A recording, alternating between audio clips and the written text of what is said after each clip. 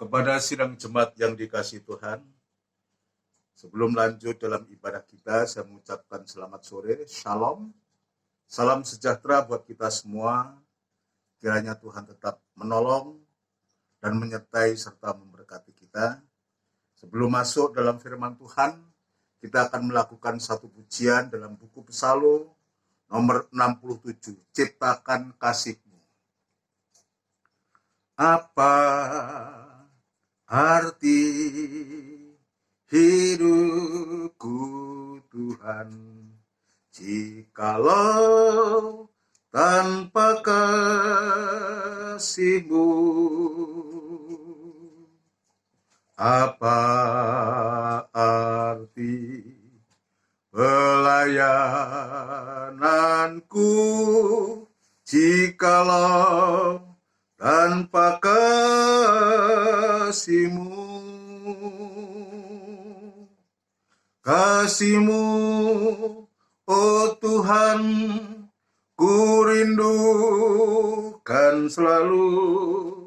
Ciptakan, penuhkan dalam hidupku ini, mengasihi sesama seperti teladan-Mu, mengasihi daku sepenuhnya. Koplet yang kedua. Ku tahu semua kan sia-sia jikalau tiada kasih-Mu. Pengorbanan tiada berharga jikalau tiada kasih-Mu. Kasih-Mu, oh Tuhan, ku rindukan selalu. Ciptakan, penuhkan dalam hidupku ini, mengasihi sesama seperti teladan-Mu, mengasihi daku sepenuhnya. Komplet yang ketiga. Kasih-Mu yang panjang sabar, rela kurbankan diri-Mu. Kasih tiada berkesudahan, ciptakan dalam diriku.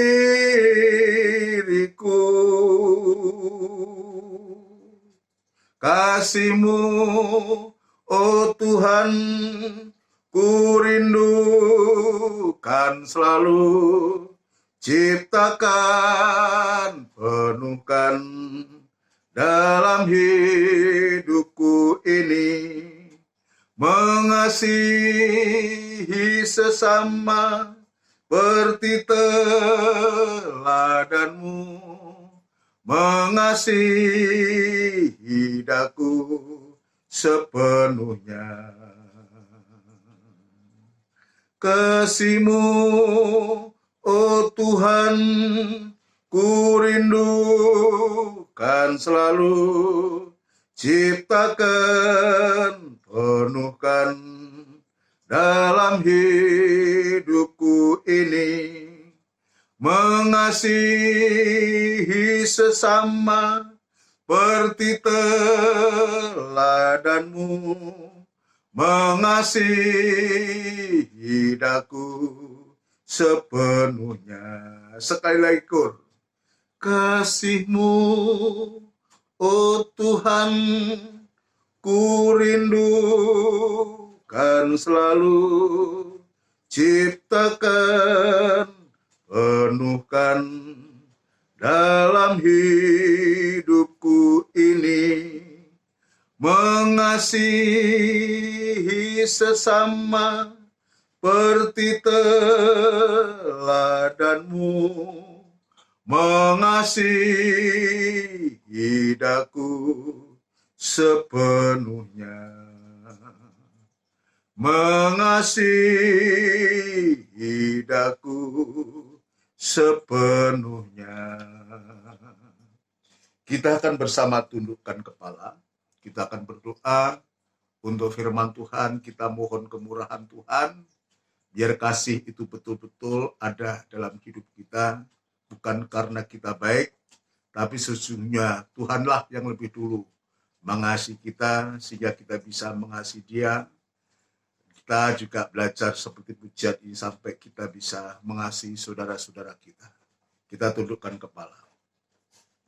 Bapa yang bertahta dalam kerajaan surga, dalam nama Tuhan Yesus Kristus, kami bersyukur, berterima kasih Tuhan, dalam kesempatan ini kami masih boleh berkumpul, beribadah untuk mendengarkan firman-Mu.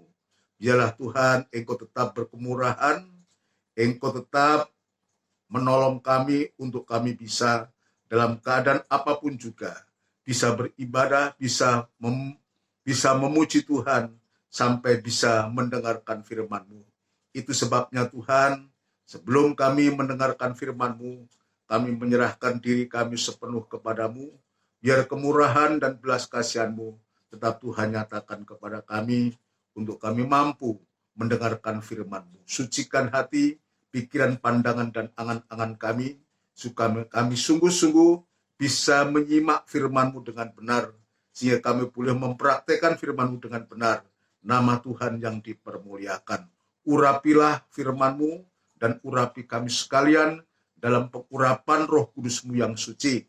Namun demikian Tuhan, di saat kami mendengarkan firman-Mu, kuasa kegelapan tidak tinggal diam untuk mengganggu kami, dan itu sebabnya kami sehati panggil nama-Mu yang penuh kuasa untuk mengusirkan segala pekerjaan setan itu di dalam nama Tuhan Yesus Kristus, darah Kristus yang berkuasa. Terima kasih Tuhan, terima kasih gereja-gereja lain yang bersamaan beribadah semacam di tempat ini.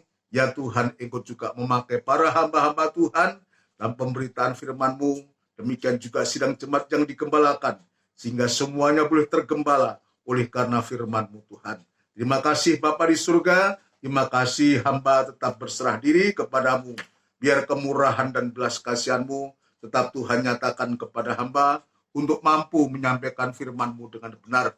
Menyadari Tuhan keterbatasan hamba, ketidakmampuan hamba, tapi hamba berserah kepadamu, dan hamba merindu untuk melayani Engkau Tuhan, lewat sidang jemaat yang Tuhan percayakan kepada hamba ini. Terima kasih Tuhan, terima kasih, berikan firman-Mu Tuhan, kemampuan untuk menyampaikan firman-Mu, sehingga firman itu boleh disampaikan dengan benar, dengan murni, sehingga kami semua boleh mengalami pekerjaan daripada firman-Mu. Terima kasih Bapa di surga, terima kasih, dudukkan kami semua dengan baik, untuk kami bisa mendengarkan firman-Mu, seperti Maryam yang selalu duduk di bawah kaki-Mu untuk mendengar perkataan-Mu Tuhan. Terima kasih Bapa, terima kasih. Inilah seru doa permohonan kami, dan kami alaskan di dalam nama Tuhan Yesus Kristus. Haleluya. Amin. Puji Tuhan. Sekali lagi sebelum lanjut dalam pemberitaan firman Tuhan, saya mengucapkan selamat sore, shalom, sejahtera Tuhan kiranya tetap dilimpahkan kepada kita semua, kepada seluruh sidang jemaat di KGM maupun di Trirejo. Ya kiranya Tuhan Yesus saja yang dipermuliakan. Kita bersyukur, kita berterima kasih karena Tuhan masih memberikan kesempatan lewat ibadah-ibadah, sekalipun dalam suasana yang masih semacam ini, tapi biarlah suasana ini kita bisa belajar menikmati bersama. Memang saudara sekalian, terhitung kemarin, ya PSBB tidak diperpanjang, berarti ada harapan untuk kita segera bisa melaksanakan ibadah. Namun demikian, saudara sekalian, kita mesti sabar, nanti sejauh mana kebijakan pemerintah kota ini yang menyangkut ibadah. Kita doakan kita semua, saudara sekalian, supaya ibadah ini nanti bisa selekasnya berlangsung dengan syarat-syarat tertentu. Kita juga belum tahu syaratnya kayak apa, harus kayak apa. Tapi biar kita ikuti semuanya itu, saudara sekalian, sebab apapun juga kita hidup dalam pemerintahan yang sah, dan pemerintahan yang sah itu adalah wakilnya Allah di bumi. Itu sebabnya kita juga belajar taat dan dengar-dengaran dengan apa yang diaturkan oleh pemerintah kota Surabaya ini. Itu sebabnya kita tetap berdoa, ke seluruh sidang jemaat semua kita tetap berdoa supaya ya sungguh-sungguh nanti ibadah segera akan kita bisa mulai, dan kita berdoa untuk firman Tuhan, untuk supaya firman Tuhan itu dinyatakan kepada kita dan kita mengalami suatu berkat yang dari Tuhan. Puji Tuhan, kita akan lanjutkan dalam pemeriksaan kita yang kita sudah terima hari-hari ini, baik hari Minggu yang lalu, sekarang di PA. Saya ingin melanjutkan sedikit apa yang saya sampaikan hari Minggu yang lalu. Bagaimana saudara sekalian mimpi yang kedua yang diterima oleh Yusuf ini, saudaraku, untuk supaya Yusuf ini ya lari ke Kanaan untuk menuju ke Mesir, sebab ada Herodes yang mau membunuh Yesus. Jadi ini suatu berita yang luar biasa, berita yang kedua, suatu mimpi yang kedua yang diterima oleh Yusuf, saudaraku, ya sebagai seorang ayah, sebagai orang yang bertanggung jawab atas keluarga. Tentu setelah mendengar berita semacam ini, sekalipun Alkitab tidak menulis, tentu perasaan sebagai orang tua itu ya pasti kita semua sebagai orang tua juga punya rasa yang demikian. Tetapi satu hal ya, kita bisa melihat sikap Yusuf setelah dia menerima mimpi yang pertama itu dan menerima mimpi yang kedua ini, maka membuat hati Yusuf semakin peka. Ketika mimpi itu diterima, maka dia tidak bertanya bagaimana nanti kayak apa, tetapi Yusuf yang kita lihat, dia langsung mempersiapkan diri untuk pergi meninggalkan Kanaan, untuk menuju ke Mesir. Ya, menuju ke Mesir. Kenapa harus demikian, Sebab ada pribadi setan dalam wujud Herodes ini masuk dalam tubuh atau kehidupan Herodes ini, hendak membunuh bayi Yesus itu. Itu sebabnya kita akan membaca kembali ayat dari Injil Matius pasal yang kedua, ayat yang ke-13 dan 14. Ya, tidak mengapa kita mengulang-ulang membaca, membaca ulang firman Tuhan itu tidak membuat kita menjadi rugi. Tapi semakin kita membaca, semakin kita akan menemukan rahasia Allah dalam setiap ayat firman Allah. Sebab ayat firman Allah itu hidup. Ya, ayat firman Allah itu kuat dan berkuasa.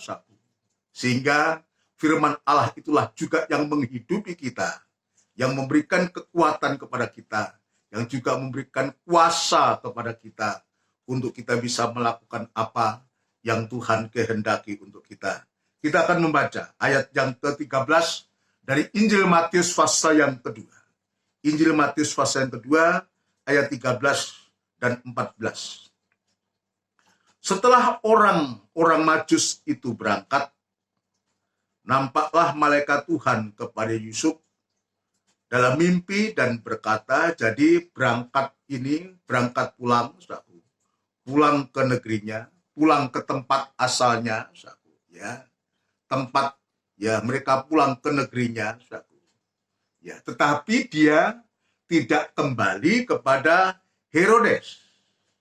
Dia tidak kembali kepada Herodes. Dia juga mendapatkan mimpi, untuk dia pulang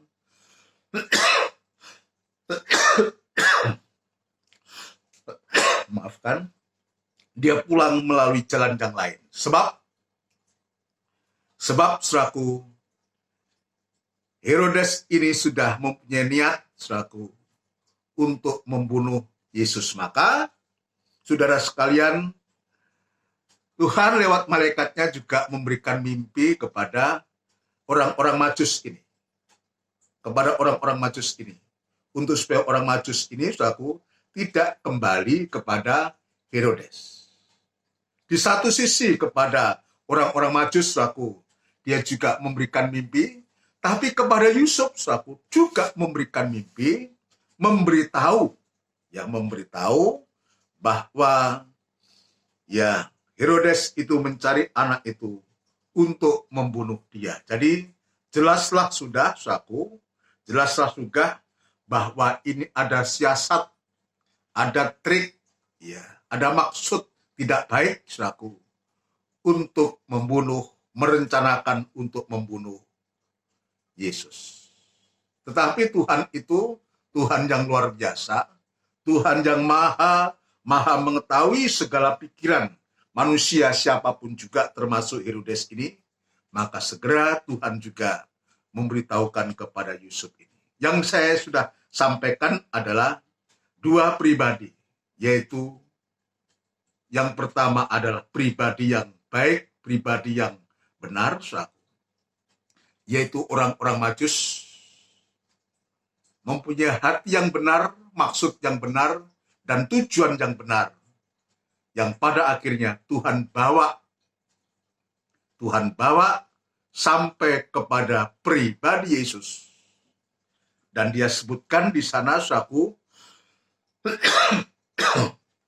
disebutkan waktu dia sudah bertemu dengan anak yang lahir itu, yaitu Yesus, ayat yang ke-11, maka masuklah mereka ke dalam rumah itu dan melihat anak itu bersama-sama Maria ibunya, lalu sujud menyembah dia. Mereka pun membuka tempat harta bendanya dan mempersembahkan persembahan kepadanya, yaitu emas, kemenyan, dan murni. Jadi, dan mur, bukan murni, tapi emas, kemenyan, dan mur. Ini mempunyai pengertian rohani tersendiri, kita tidak membahas itu, saya tidak membahas arti rohani dari persembahannya itu, tapi yang saya ingin tunjukkan, tujuan orang benar itu, ya, sampai pada tujuan yang benar, dan bertemu kepada pribadi yang benar. Bab Yesus mengatakan, akulah jalan dan kebenaran dan hidup. Dia bertemu dengan pribadi yang benar, wujud daripada Allah itu, ya, sehingga dia juga dengan hati yang benar, orang-orang Majus bertemu. Dia mempersembahkan persembahan yang benar juga kepada Tuhan, ya, lewat kelahiran dari pribadi Yesus ini. Tetapi kita bandingkan, ya, pribadi yang kedua, yaitu Herodes. Pribadi yang kedua, itulah Herodes. Kata-katanya benar, tapi perbuatannya tidak benar. Dia mengatakan kepada orang-orang Majus untuk saya menyelidiki dan semua, nanti kau sudah ya sampai dan ketemu apa-apa dan kembalilah, aku pun akan menyembah kepada dia. Ayat yang ke-8. Kemudian ia menyuruh mereka ke Betlehem, katanya, pergi dan selidikilah dengan seksama hal-hal mengenai anak itu, dan segera sesudah kamu menemukan dia, kabarkanlah kepadaku, supaya aku pun datang menyembah dia. Ya, kalau orang-orang Majus, saudara sekalian, dia datang menyembah didasarkan atas kebenaran. Perhatikan baik ini. Menyembah yang didasarkan atas kebenaran. Ya. Tetapi Herodes, dia mau menyembah, tapi tidak didasarkan atas kebenaran. Ini bedanya. Itu sebabnya menyembah tanpa didasarkan kebenaran. Kebenaran itulah firman Tuhan. Dalam Injil Yohanes pasal yang ke-17, ayat yang ke-17, di sana disebutkan, ya, kuduskanlah mereka dalam kebenaran, dan firman-Mu itu adalah kebenaran. Jadi, kebenaran yang dimaksud di sini adalah firman kebenaran.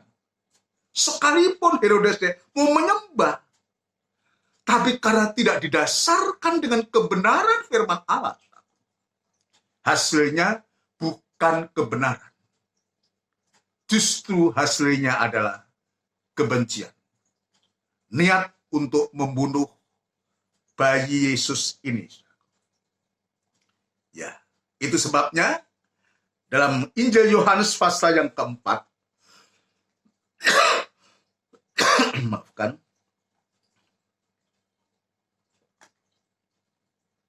Injil Yohanes pasal yang keempat, ayat yang ke-24.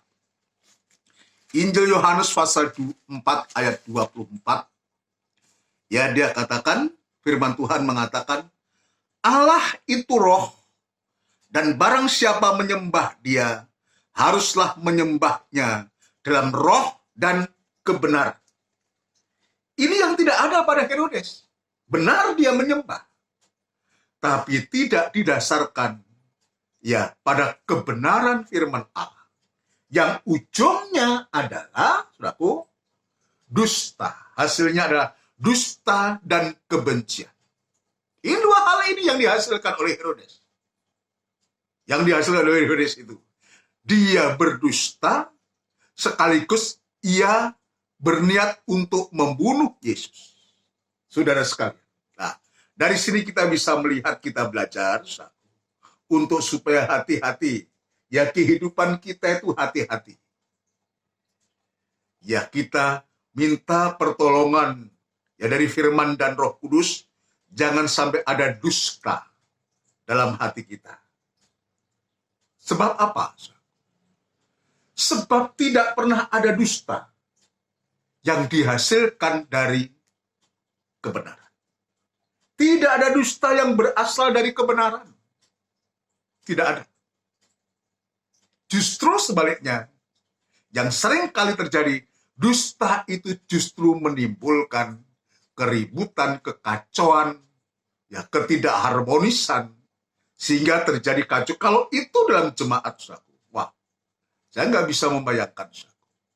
Kalau dalam rumah tangga ada dusta, dalam hubungan keluarga ada dusta, kalau dalam hubungan keluarga antar saudara dengan saudara ada dusta, maka akan membuat kita rasa tidak nyaman dalam hal itu. Itu sebabnya biarlah lewat ayat firman Allah ini kita diingatkan oleh Tuhan. Ya, diingatkan oleh Tuhan untuk supaya kita tidak berdusta. Dalam Efesus yang keempat, kita akan kembali membaca sedikit, saudaraku. Efesus pasal yang keempat, suratan Efesus yang pasal yang keempat kemarin kita sudah membaca, saudaraku. Efesus pasal yang keempat, ayat yang ke-25, kalau tidak salah ya. Efesus pasal yang keempat, ayat 25 dan 27. Karena itu buanglah dusta, dan berkatalah benar seorang kepada yang lain, karena kita ada sesama anggota. Ayat 27, dan janganlah beri kesempatan kepada iblis. Kenapa? Sebab iblis itu adalah pendusta dan bapa segala dusta. Kalau terus kita biarkan, saudaraku, sama dengan hanya kita ya memberikan kesempatan untuk iblis untuk terus dan terus untuk mempengaruhi kita, untuk kita berbuat dosa, berbuat dusta. Yang ujungnya, saudaraku, kalau dusta ini ditutup dengan dusta, dan dusta itu ditutup dengan dusta, akhirnya Wahyu pasal 21, saudaraku, maka upahnya adalah lautan api belerang yang bernyala-nyala. Ya, itulah penghukuman kekal untuk selama-lamanya. Itu sebabnya kepada kita, biarlah di hari-hari ini, saudaraku, di hari-hari ini, ya kita masing-masing belajar berkata benar. Berkata benar satu dengan yang lain. Antar anggota, antar saudara, antar keluarga. Berkata benar, jangan kita ada dusta di antara kita. Ini akan merusak persekutuan. Jadi dusta itu akan merusak persekutuan. Saya ingin melanjutkan satu bagian yang kedua.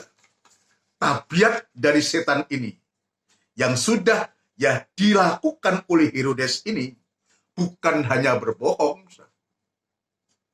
Ya, tadi saya sudah mengatakan bohongnya itu adalah dia mau menyembah, tetapi ternyata dia membunuh. Jadi dusta, kita sudah belajar ya dengan keterbatasan saya untuk menjelaskan. Tapi yang kedua adalah dia juga ada niat, ada rencana untuk membunuh bayi Yesus yang disebabkan oleh karena adanya iri hati dan kebencian.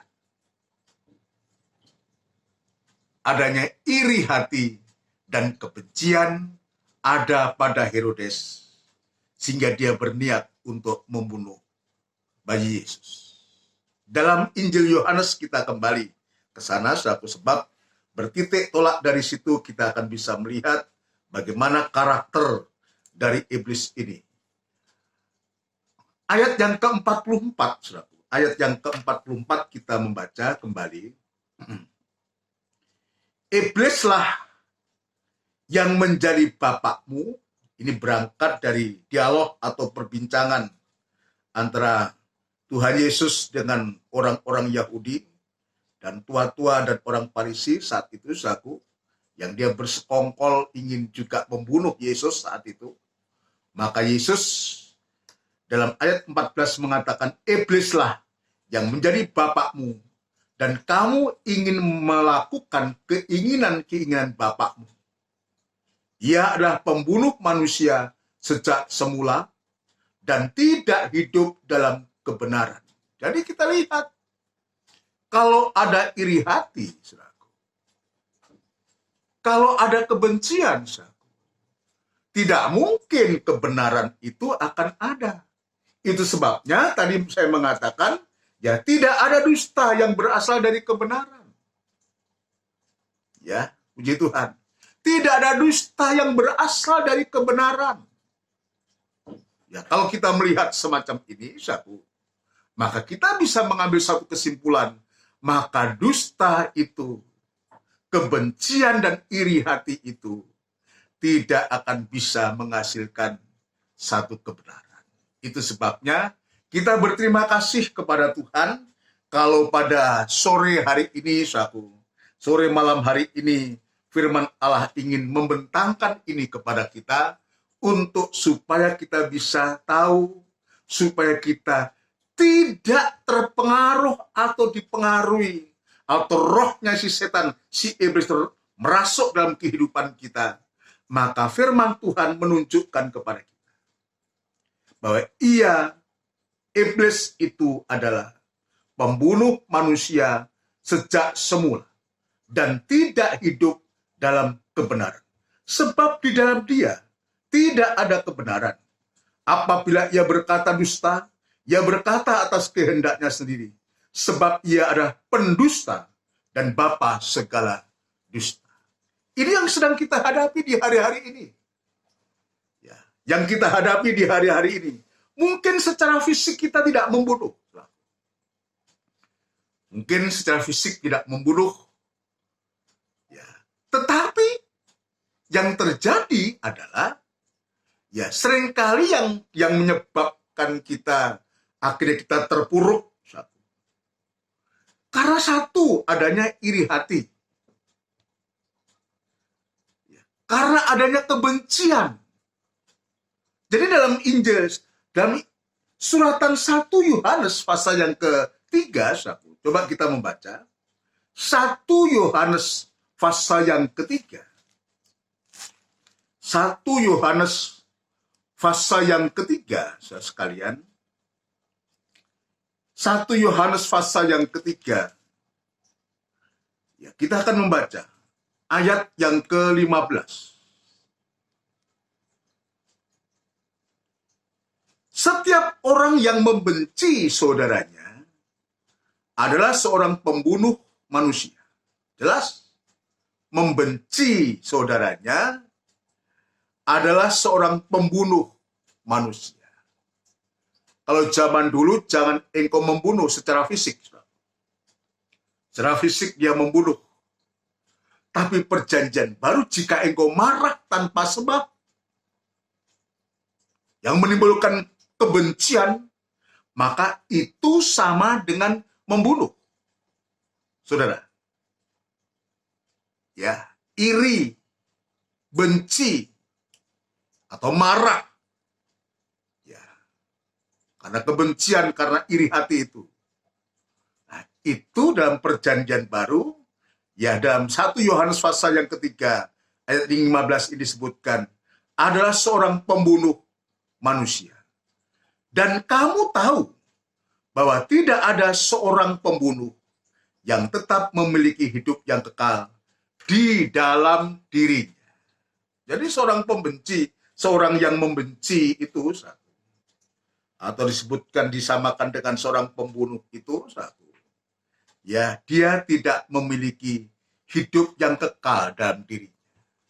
Ini firman Tuhan yang mengatakan. Ini firman Tuhan yang mengatakan. Tidak memiliki hidup yang kekal dalam dirinya. Nah, coba kalau kita beribadah, sebab Alkitab ini ayat-ayat ditulis itu ditujukan kepada orang-orang yang beribadah, orang-orang Kristen, orang-orang yang ke gereja. Coba kalau tujuan gereja, kita ke gereja, kita beribadah, yang mestinya kita semua mengejar untuk supaya kita memiliki hidup yang kekal. Tapi ujungnya kita tidak mendapatkan kehidupan yang kekal. Karena ada amarah, ada iri hati, ada kebencian ini. Lalu apa gunanya kita beribadah? Apa gunanya kita ke gereja? Apa gunanya lagi kita untuk melayani Tuhan? Itu sebabnya saya belajar untuk supaya setiap kali mau melayani, mau beribadah Tuhan, ya, kosongkan hati dari segala hal-hal yang tidak berkenan di hadapan Tuhan. Dari kebencian, dari amarah, dari sakit hati. Ya, apalagi seorang hamba Tuhan kalau itu terbawa dalam hati, yang ditakutkan nanti menyampaikan firman Allah dengan kebencian, dengan amarah, dengan macam-macam. Maka tidak memberikan manfaat yang baik kepada sidang jemaat. Jemaat tidak akan mengalami kebangunan rohani. Rohani jemaat tidak dibangun oleh pemberitaan itu. Itu sebabnya bagiku penting untuk demikian, sehingga nanti yang keluar dari mulut itu adalah, ya, selalu bicara tentang lawan dari membunuh itu, membenci itu, kasihnya Allah. Yaitu kebenaran Allah itu keluar dari mulut setiap hamba Tuhan siapapun juga. Sehingga kalau yang keluar itu kebenaran, ya, kebenaran di dalam kasih. Ya, bukan hanya kebenaran, tapi kebenaran di dalam kasih, saudara sekalian. Maka sidang jemaat itu betul-betul akan dibangunkan atau mengalami kebangunan rohani. Maka ayat ini mengingatkan kepada kita bahwa orang yang membenci itu, ya, bahwa tidak ada seorang pembunuh yang tetap memiliki hidup yang kekal di dalam dirinya. Maka sia-sialah kekristenan kita, ibadah kita, pelayanan kita kepada Tuhan. Saudara sekalian. Dalam Injil Yohanes tadi disebutkan, ya, dalam Injil Yohanes tadi pasal yang keempat tadi disebutkan, ya, bahwa iblis atau setan ini adalah, ya, dalam Injil Yohanes pasal yang ke-8 maksud saya. Injil Yohanes pasal yang ke-8 ayat yang ke-14 tadi disebutkan, ia adalah pembunuh manusia sejak semula. Pembunuh manusia sejak semula. Siapa dia, saudara? Orang yang pertama mati dibunuh. Dia melalui Kain. Jadi Adam dan Hawa itu punya dua anak, saku. Habil dan Kain, saku. Maka Habil ini dibunuh oleh kakaknya Kain, saku. Kenapa dia membunuh? Coba kita membaca. Kenapa dia membunuh? 1 Yohanes pasal yang ketiga tadi, saku. Ayat yang ke-11 dan seterusnya. Ayat yang ke-11. 1 Yohanes 3 ayat 11. Sebab inilah berita yang telah kamu dengar dari mulanya.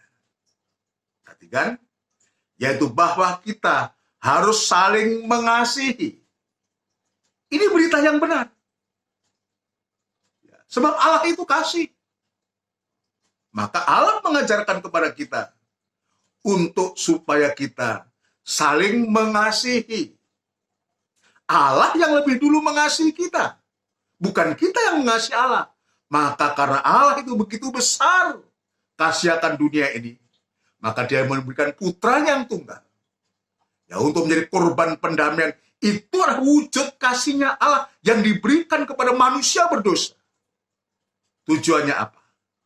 Supaya orang berdosa, manusia berdosa itu, dia mendapatkan kasih Allah. Maksudnya adalah untuk supaya manusia itu juga bisa saling mengasihi. Saya ulangi. Yaitu bahwa kita harus saling mengasihi. Ya, puji Tuhan.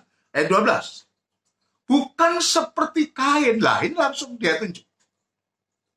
Rasul Yohanes langsung mengutip, bukan seperti Kain yang berasal dari si jahat.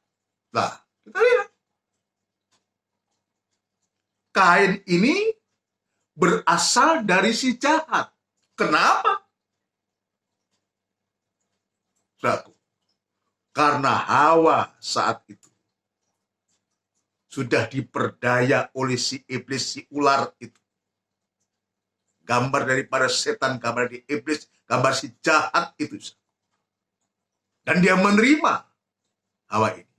Maka karakter inilah yang merasuk pada diri Kain, yang berasal dari si jahat dan yang membunuh adiknya. Kita lihat ini. Membunuh manusia sejak semula. Ya, ini yang dimaksud. Membunuh adiknya. Dan apakah sebabnya ia membunuhnya?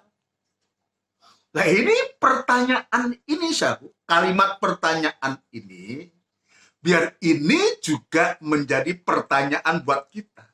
Menjadi kalimat pertanyaan buat kita. Kenapa kita membunuh? Kenapa Kain membunuh? Bagi kita, kenapa kita membenci? Saudara sekalian, kenapa ada kebencian? Kenapa kita membenci? Maka jawabannya, sebab segala perbuatan. Ya. Dan apakah sebabnya ia membunuhnya? Sebab segala perbuatannya jahat. Siapa yang jahat? Perbuatan Kain. Ya, perbuatan Kain yang berasal dari si jahat ini. Jadi tidak heran kalau kemudian setan iblis yang masuk kepada Herodes ini, dia merencanakan pembunuhan kepada bayi Yesus.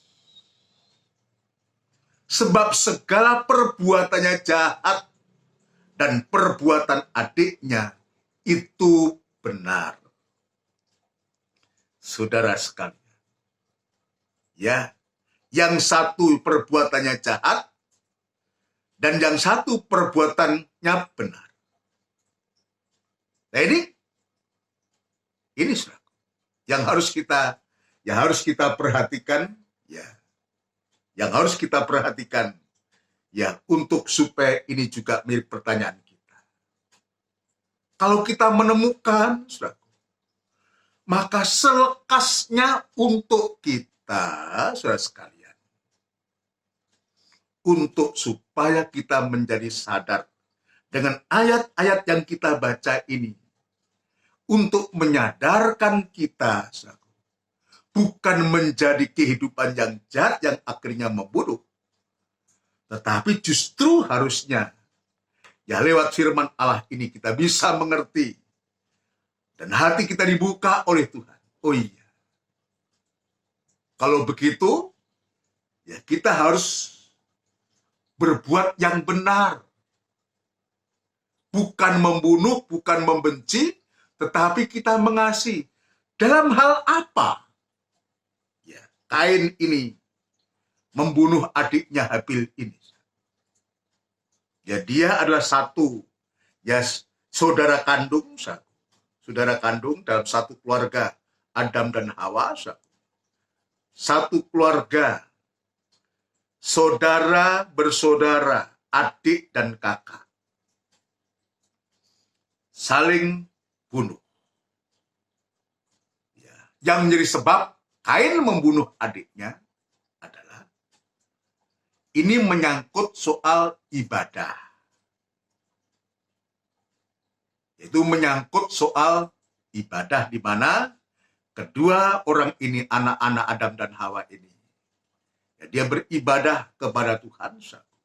Atau lebih baik kita membaca, kita membaca lebih dulu Kitab Kejadian pasal yang keempat, saudaraku. Ya, baik kalau kita membaca supaya kita tidak salah, saudaraku. Ya, Kejadian pasal yang keempat. Ya, kita akan membaca ayat yang kedua. Ayat yang kedua dan seterusnya kita akan membaca, saudaraku. Kejadian pasal 4 ayat yang kedua. Selanjutnya dilahirkannya lah Habil. Jadi setelah ya adik Kain. Ya, jadi Kain itu yang sulung, yang pertama, maka selanjutnya dilahirkannya lah Habil, adik Kain. Dan Habil menjadi gembala kambing domba. Kain menjadi petani. Jadi sesungguhnya ini orang-orang yang rajin. Orang-orang yang ada kegiatan. Orang-orang yang ada kegiatan. Habil dia adalah, ya dia beternak, dia menjadi gembala kambing domba, ada kegiatan. Kain juga ada kegiatan, dia seorang petani. Sama-sama ada kegiatan. Saudara sekalian. Lalu apa yang membuat pada akhirnya Kain ini membunuh? Ya saudara sekalian. Apalagi ini menyangkut soal ibadah. Ibadah, tetapi ada pembunuhan. Ke gereja kita melayani, tapi ada kebencian. Apa yang menjadi sebab? Ayat yang ketiga. Setelah beberapa waktu lamanya, maka Kain mempersembahkan sebagian dari hasil tanah itu kepada Tuhan sebagai korban persembahan. Jadi dia beribadah. Mempersembahkan hasilnya kepada Tuhan. Dia beribadah kepada Tuhan. Jelas ini. Ya. Lalu saya akan lanjutkan. Habil juga mempersembahkan korban persembahan dari anak sulung kambing dombanya. Jadi ini yang membedakan, yakni lemak-lemaknya, maka Tuhan mengindahkan Habil dan korban persembahannya. Jadi setelah mereka sama-sama beribadah, datang kepada Tuhan, kedua orang yang beribadah ini, ternyata ada yang persembahannya, yang ibadahnya itu tidak diindahkan oleh Tuhan. Nah, apa yang kita baca ini, biar ini juga menjadi satu koreksi buat ibadah-ibadah pelayanan yang sedang kita lakukan. Apalagi di hari-hari ini menjelang kedatangan Tuhan yang kedua kali. Saudara sekalian, biar ini menjadi koreksi. Menjadi koreksi. ternyata kita bisa melihat. Ya, kenapa Tuhan tidak mengindahkan persembahan Kain? Bukan karena dia seorang petani, lalu ini adalah seorang peternak. Tidak. Ya, Kain sebagai seorang petani, dia diberkati Tuhan. Mungkin kita punya usaha apa? Mungkin orang menganggap, kok cuma petani. Tapi kenyataannya, Kain pun diberkati oleh Tuhan. Buktinya dia bisa mempersembahkan persembahan kepada Tuhan. Ya. Habel juga begitu. Dia diberkati Tuhan sebagai seorang yang beternak, sebagai seorang gembala, mengembalakan kambing domba. Diberkati oleh Tuhan. Sama-sama diberkati oleh Tuhan. Tapi di sini kita bisa melihat yang menjadi perbedaan adalah sikap dari kedua pribadi ini, yaitu Habel dan Kain. Ya. Kalau Habel disebutkan di sini, saudara sekalian, Habel juga mempersembahkan korban persembahannya dari anak sulung kambing dombanya. Ini yang membedakan.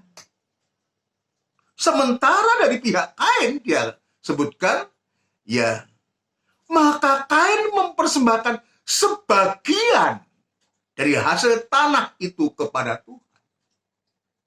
Nah ini, yang satu, yang terbaik, yang sulung, lemak-lemaknya kambing domba, yakni lemak-lemaknya.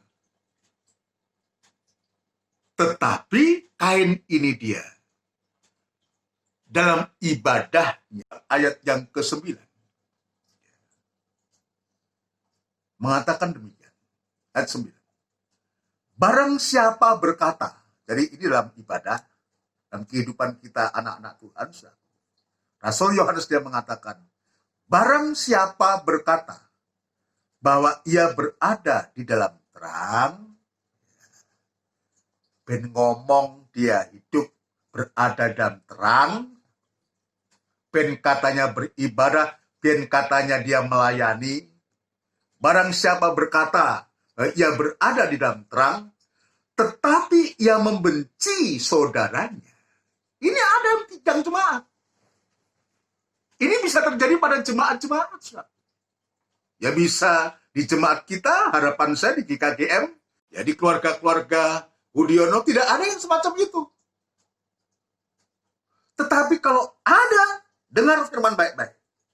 Barang siapa berkata bahwa ia berada di dalam terang, tetapi ia membenci saudaranya, ia berada di dalam kegelapan sampai sekarang. Ingat baik-baik. Artinya dia tidak hidup dalam terang. Dia gelap. Ya. Kalau kita mengatakan, kita kan boleh ngomong, aku ini ibadah, aku ini melayani.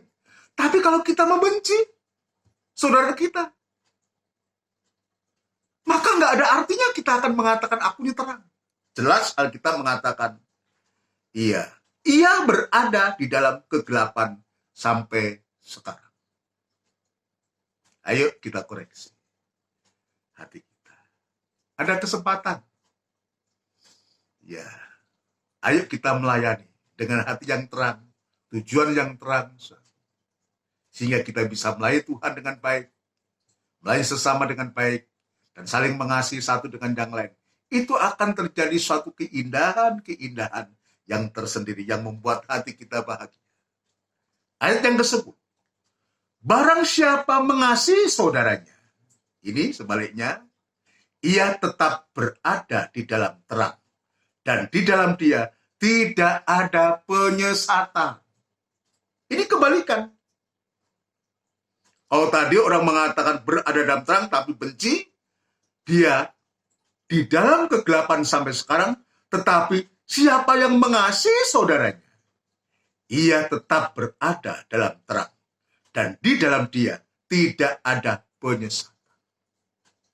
Tidak ada kegelapan. Tidak ada penyesatan, tidak ada kegelapan. Kenapa kita tersesat? Karena kita di dalam kegelapan tidak tahu kita harus berbuat apa. Apakah hal ini, gaya cara ibadah semacam Kain itu, akan kita pertahankan? Sementara firman Allah itu dibentangkan seperti apa yang dituliskan oleh Rasul Yohanes ini? 2 kali setidaknya. Ya, firman Allah berbicara, Tuhan lewat firman-Nya berbicara kepada Kain.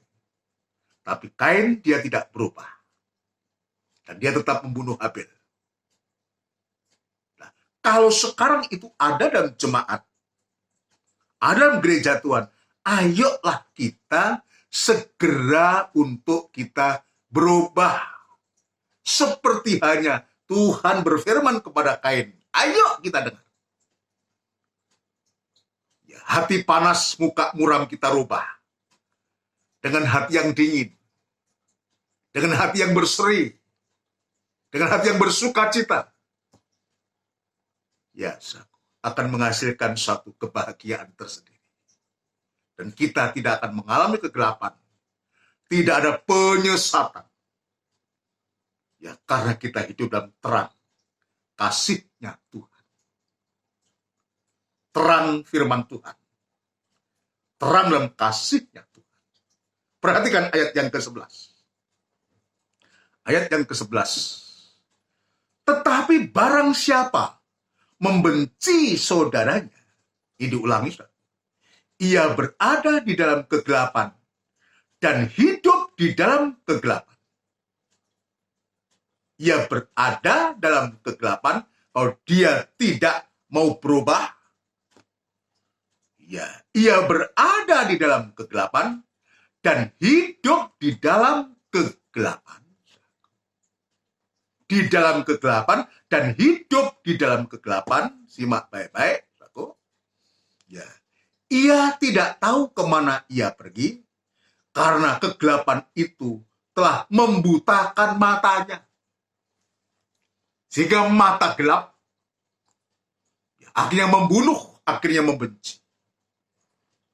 Dia tidak tahu. Ya, karena dia hidup dalam kegelapan. Ia tidak tahu kemana ia pergi. Dia tidak tahu jalan keluar. Solusinya dia tidak tahu. Karena hidup di dalam kebenaran. Tidak mau dengar firman Tuhan. Ketika firman Tuhan disampaikan, dia tidak mau mendengar. Tidak mau dengar-dengar. Dan akhirnya dia mata gelap. Dan tidak tertolong. Sewaktu-waktu dia akan hidup dalam kegelapan. Sampai kegelapan yang memuncak api neraka. Untuk selama-lamanya. Ya. Jadi mengasihi Tuhan itu nomor 1. Karena Tuhan itu lebih dulu mengasihi kita. Kalau kita bisa mengasihi Tuhan dengan sepenuh hati, maka kita juga bisa mengasihi sesama kita. Seperti kita mengasihi Tuhan. Ya. Ayat yang terakhir. Dalam Injil Matius pasal yang ke-22. Saya teringat ayat itu. Injil Matius pasal yang ke-22. Hukum yang terutama.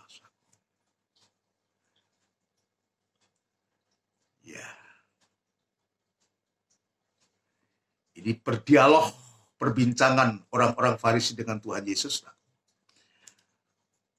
Injil Matius pasal 22 ayat 34 dan seterusnya. Berbunyi demikian.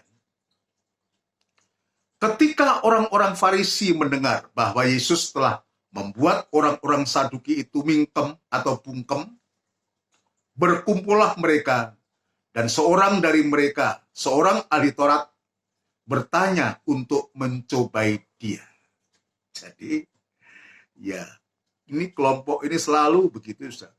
Kalau enggak orang Farisi, ya ahli-ahli Taurat, dan seorang dari mereka, ya seorang ahli Taurat, ini aneh. Dia seorang ahli Taurat, ahli dalam hal hukum Allah.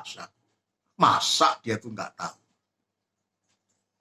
tentang 10 hukum, tapi memang dasarnya ingin mencobai, ingin menjebak. Maka itulah yang terjadi. Dan seorang dari mereka, seorang ahli Taurat bertanya untuk mencobai dia. Guru, hukum manakah yang terutama dalam hukum Taurat? Ini aneh. Tapi Tuhan tidak terpengaruh dari dicobai atau tidak dicobai. Tuhan yang serius, maka Tuhan juga memberikan jawab. Jawab Yesus kepadanya, kasihlah Tuhan Allahmu dengan segenap hatimu, dan dengan segenap jiwamu, dan dengan segenap akal budimu. Ini hukum yang pertama. Loh, batu yang pertama. Itulah hukum yang terutama dan yang pertama, yaitu mengasihi Tuhan dengan segenap hati, jiwa, dan akal budi. Ini kepada Tuhan. Kasih itu pertama harus kita tujukan kepada Tuhan. Lalu selanjutnya juga ayat yang ke-39. Dan hukum yang kedua, yang sama dengan itu, maksud sama dengan itu sama dengan hukum yang pertama itu, ialah kasihlah sesamamu manusia seperti dirimu sendiri. Pada kedua hukum inilah tergantung seluruh hukum Taurat dan kitab para nabi. Jadi kita diajarkan oleh firman Tuhan, dan Yesus mengatakan, ayo untuk kita bisa mengasihi sesama kita, tidak membenci, tapi mengasihi sesama kita, maka kita harus buktikan bahwa kita betul-betul mengasihi Allah itu dengan segenap hati, jiwa, dan akal budi, dan kekuatan. Baru kita bisa mengasihi sesama itu seperti dirimu sendiri mengasihi Tuhan, saudara sekalian. Ya, biar Tuhan membuka hatiku, membuka hati kita semua, dan kita menjadi sadar karena itu. Ayo kalau kita ternyata sikap ibadah, sikap pelayan kita, mungkin masih ada yang seperti Kain. Ada tanda-tanda kegelapan, tanda-tanda muka muram, tanda-tanda panas hati atau marah, atau iri hati. Itu tanda kegelapan semua. Ayo biarlah firman Tuhan ini menerangi kita, bagikan Tuhan itu berfirman kepada Kain untuk menyadarkan Kain untuk supaya dia mukanya bisa berseri. Ya. Untuk supaya kita bisa menahan diri. Ayo kita membuka hati kita. Kita datang kepada Tuhan dengan membawa hati kita. Ada jalan keluar. Ya, ada jalan keluar yang Tuhan tunjukkan kepada kita. Ya, jangan kita di dalam kegelapan dan hidup dalam kegelapan. Lalu kita tidak tahu kemana kita mesti pergi. Kita akan tersesat. Maka kita akan menjadi mata gelap. Tidak heran kemudian kita membenci. Jangan. Tuhan berfirman kepada Kain. Tuhan juga berfirman kepada kita, kepadaku. Ayo kita sama-sama. Kita datang kepada Tuhan. Kita akan melakukan satu pujian. Sebelum kita berdoa, kita akan melakukan pujian yang tadi, bait yang ketiga. Kasih-Mu yang panjang sabar, rela kurbankan dirimu. Kasih tiada berkesudahan, ciptakan dalam dirimu diriku. Kasih-Mu, oh Tuhan, ku rindukan selalu. Ciptakan, penuhkan dalam hidupku ini, mengasihi sesama seperti teladan-Mu, mengasihi daku sepenuhnya. Kasih-Mu, oh Tuhan, kasih-Mu, oh Tuhan, ku rindukan selalu. Ciptakan, penuhkan dalam hidupku ini, mengasihi sesama seperti teladan-Mu, mengasihi daku sepenuhnya, mengasihi daku sepenuhnya, mengasihi daku sepenuhnya. Kita tundukkan kepala. Tuhan sudah mengasihi kita lebih dulu. Biarlah kita juga saling mengasihi satu dengan yang lain. Terima kasih Tuhan Yesus. Engkau begitu baik dan kasih-Mu pada sore malam hari ini Engkau sudah curahkan lewat firman Allah yang sudah kami dengar. Hamba mulai dari hamba dan kami semua Tuhan, kami mengakui di hadapan Engkau. Kami masih dalam tanda-tanda yang demikian Tuhan. Adanya iri hati, adanya cemburu, adanya kebencian-kebencian. Tuhan, kami bersyukur berterima kasih kalau Engkau malam hari ini mengingatkan kami, mengoreksi kami. Kami tidak mau nasib kami seperti Kain Tuhan, yang pada akhirnya harus membunuh adiknya sendiri. Oleh karena ada kebencian, ada iri hati. Tuhan, itu sebabnya Tuhan dengan firman-Mu yang datang pada sore malam hari ini, biar menolong kami, untuk kami bisa mengasihi Tuhan, lewat ibadah-ibadah yang Tuhan sudah sediakan kepada kami. Untuk kami lebih sungguh-sungguh lagi, mau sungguh-sungguh lagi, bersungguh-sungguh lagi, dalam ibadah dan pelayanan kami Tuhan. Kami ingin membuktikan bahwa kami mengasihi Engkau, dan sekaligus Tuhan, maka kami pasti bisa mengasihi sesama kami. Hidup rukun bersama keluarga, nikah, rumah tangga, bersama sidang jemaat sekalian Tuhan.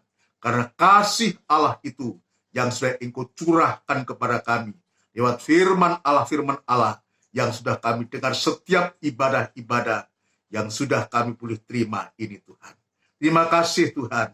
Hamba bersama sidang jemaat-Mu datang kepadamu Tuhan, membuat diri, mengaku di hadapan Engkau. Banyak salah dan kurang, Tuhan ampuni dosa-dosa kami. Tuhan, untuk supaya kehidupan kami di masa-masa yang akan datang, kami boleh mengasihi Engkau, boleh mengasihi satu dengan yang lain, khususnya dalam sidang jemaat-Mu Tuhan. Terima kasih Bapa, terima kasih untuk firman Tuhan. Sekali lagi, terima kasih. Engkau baik dan kepada kami sekalian. Engkau sangat-sangat luar biasa Tuhan. Ya, haleluya. Terima kasih Bapa, terima kasih. Sekarang hamba berdoa untuk seluruh sidang jemaat-Mu yang sudah mendengar firman Tuhan ini, dimanapun saat ini berada Tuhan. Biarlah firman Allah ini memberkati sidang jemaat-Mu. Mulai dari kaum remaja, anak-anak kaum remaja, sampai yang paling sepuh sekalipun, diberkati oleh Tuhan, sehingga bisa mengasihi Engkau, bisa mengasihi yang lain Tuhan. Terima kasih Tuhan, terima kasih. Kami juga berdoa untuk seluruh sidang jemaat-Mu, tetap memberikan kerinduan hatinya, untuk selalu merindukan Engkau, merindukan kasih-Mu yang mula-mula itu Tuhan. Itulah kurban-Mu. Terima kasih Bapa, terima kasih untuk firman Tuhan. Kami berdoa, biar dimanapun saat ini sedang jemaat-Mu berada, tetap penyertaan-Mu, perlindungan-Mu, pemeliharaanmu terhadap mereka semua. Ada yang susah, ada yang sakit, ada yang dalam ketakutan, biar Tuhan juga nyatakan kuasa-Mu, memberikan pertolongan kepada sidang jemaat-Mu. Terima kasih Tuhan, kami semua Tuhan, mulai dari hamba sampai seluruh sidang jemaat-Mu. Terima kasih Tuhan, terima kasih. Dalam kesulitan-kesulitan ekonomi, Tuhan juga akan mencukupkan segala sesuatunya. Terima kasih Tuhan, terima kasih. Sekarang kami berdoa untuk ibadah-ibadah kami ke depan. Kami serahkan ke tangan-Mu, ya Tuhan yang mengatur segala sesuatunya. Dan persiapkan sidang jemaat-Mu semua untuk kami kembali boleh beribadah kepada Engkau sejauh mana Tuhan berkehendak kepada kami. Dan itu sebabnya persiapkan hati kami terutama untuk supaya kami boleh sewaktu-waktu boleh kembali beribadah jemaat di gereja dan nama Tuhan dipermuliakan. Terima kasih Bapa, terima kasih Tuhan. Bangsa dan negara kami Republik Indonesia yang sama-sama kami cintai, Tuhan Engkau memberkati, memakai para pemimpin-pemimpin kami, mulai dari Bapak Presiden, Wakil Presiden, dan seluruh kabinet yang ada Tuhan, dan jajaran pemerintah di tingkat pusat sampai di daerah. Tuhan Engkau memberkati, memberikan hikmat marifat yang dari surga untuk mampu memimpin bangsa kami khususnya menghadapi COVID-19 ini bisa selesai dengan baik dan nama Tuhan dipermuliakan dan umat-Mu khususnya umat ketebusan-Mu bisa beribadah, memuji, memuliakan nama-Mu Tuhan dengan leluasa kembali. Terima kasih Bapa, terima kasih Tuhan, terima kasih. Kami berdoa juga Tuhan untuk saudara kami yang bekerja di luar kota, di luar pulau, dimanapun mereka berada saat ini, dalam kegiatannya untuk mencari nafkah.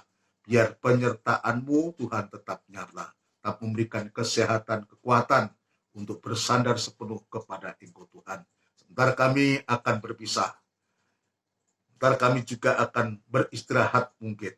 Tuhan dimanapun kami berada, biarlah Tuhan Engkau tetap bersama kami, dan itu sebabnya kami menyerahkan tubuh, jiwa, dan roh kami ke tangan-Mu. Tuhan tetap jaga, pelihara, dan lindungi kami, terutama rohani kami Tuhan. Engkau peliharakan selalu dengan firman-Mu Tuhan. Terima kasih, roh kami dipuaskan oleh kami, oleh Engkau, dan jiwa kami Tuhan boleh tetap berharap kepada Engkau, dan tubuh kami gunakan untuk beribadah kepada Engkau. Terima kasih Tuhan, terima kasih saudaraku yang kekasih.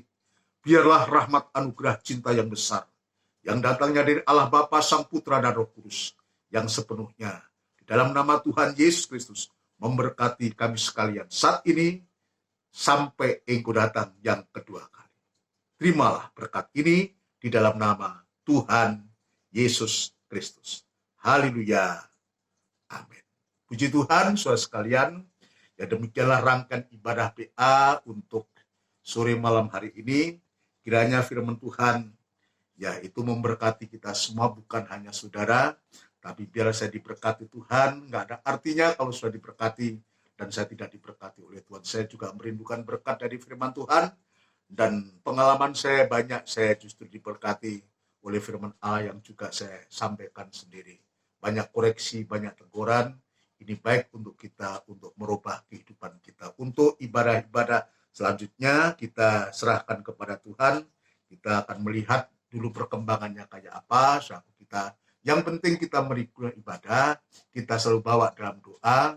Dan yang saya perlu ingatkan, kita tetap jaga antar saudara satu dengan yang lain dimanapun berada. Karena jarak mungkin, tetapi kita bisa menggunakan media WA atau apa untuk kita saling berkomunikasi supaya kasih kita tidak terputus, kasih kita tetap terjalin, dan kita bisa tetap saling mengasihi sampai sewaktu-waktu kita bisa bertemu. Tetap doakan saya supaya Tuhan memberikan kekuatan kesehatan yang dari Tuhan, kita bisa bertemu, dan kita bertemu secara fisik. Sekarang kita sudah bertemu, saudara melihat saya seperti ini, tapi sudah tetap mendoakan supaya Tuhan memberikan firman Allah untuk kita semua. Kita nyatakan kerinduan kita kepada Tuhan untuk firman-Nya, biar Tuhan nanti memberikan firman Allah kepada kita semua, dan kita tetap terpelihara, tetap jaga, waspada.